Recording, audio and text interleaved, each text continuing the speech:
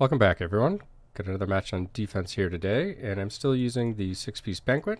However, I have swapped off one of my 5-star gems for a 2-star Bloody Reach, and I've done this to increase the damage of Corpse Lance mainly from afar. And the variation I'm using this build is actually I'm running Skeletal Champions, and this is to be run with the offhand essence to reduce damage taken, just to add some survivability that's much needed at this point in the game.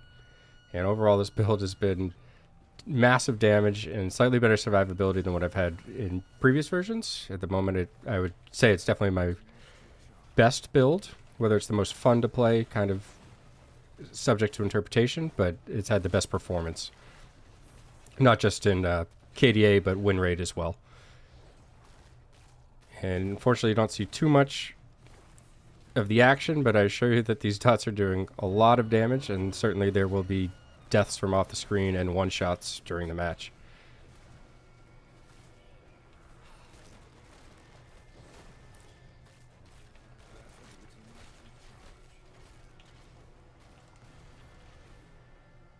Get back into phase 2, and we've got 8 kills so far.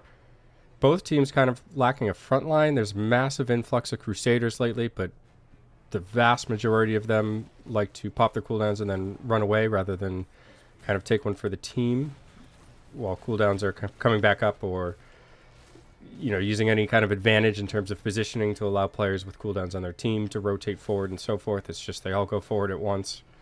And again, not 100% of the players, but a large amount of them, and perhaps they're working out the kinks of class changing for the first time, whatever it may be. We have 1 barb. The enemy team does not have any. So we got a whale monk here. Let's see what we can do for a dot. Get some more corpses down. It's a good 7-sided.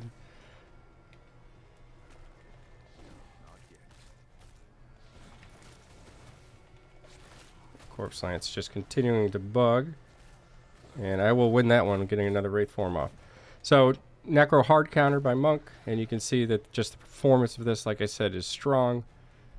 Having the ability to 1v1 a Monk like that is an enormous advantage for your team, since you normally just get destroyed. I've quickly become public enemy number 1. Won't get out of that one. I'll die during the Wraith form. Well, we've pretty much got them held at bay, and I'm going to start playing more aggressive like that. Clearly not a good position for me to be in, but let's show off the build since this is looking like it's going to be a win.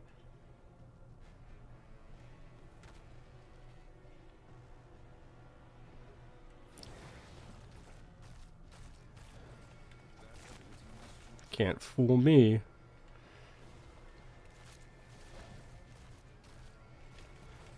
My team is cover as well as some line of sight here. Just push this objective back. See massive damage just coming from these dots.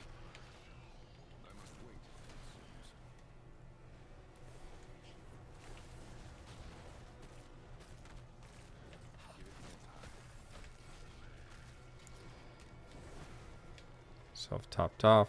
You're shooting backwards. Yuna has found his way into the same match on his recent class swap as a Demon Hunter. He's enjoying it so far from the chance I had to talk to him. I don't know how much PvP he's done with it. This may even be one of his first matches.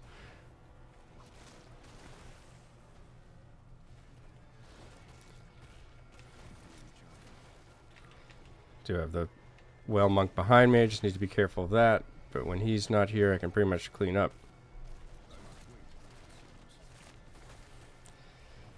Anything that's not shielded will surely go down.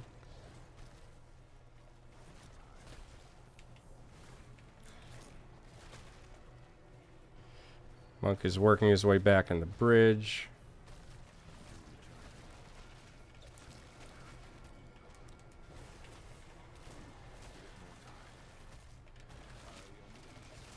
Another fizzle cast. Unreal that hasn't been fixed.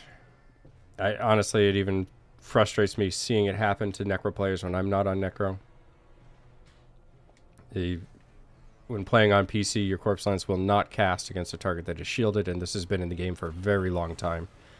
Pretty unexcusable that it hasn't been fixed. But think we are all aware of what we're dealing with at this point in terms of game integrity. With the recent BG optimization, I wouldn't hold my breath for anything. And that'll be a video for another day, of course.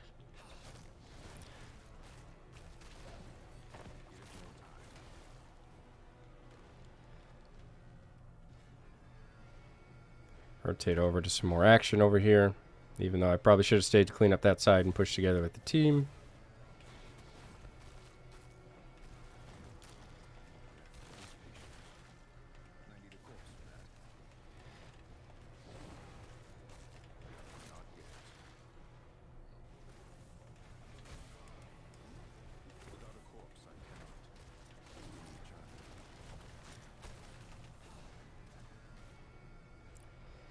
Did have to backtrack a little bit so I can head back over there again, but you can see just massive damage again, taking out 1vx with a whale on me, as whale monk, excuse me, on me again. Not quite as big as the other monk, but certainly the wizard I took out first in that engagement was.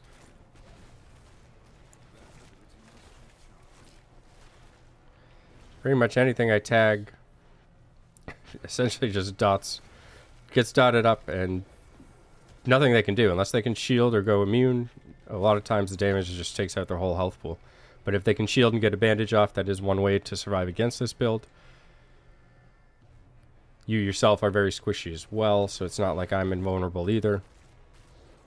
However, when being on something like defense where I can trade lives if I want, I could trade myself for one or more players, it's very effective. Really doesn't even matter what they have for resonance or stats. I just chew through it all.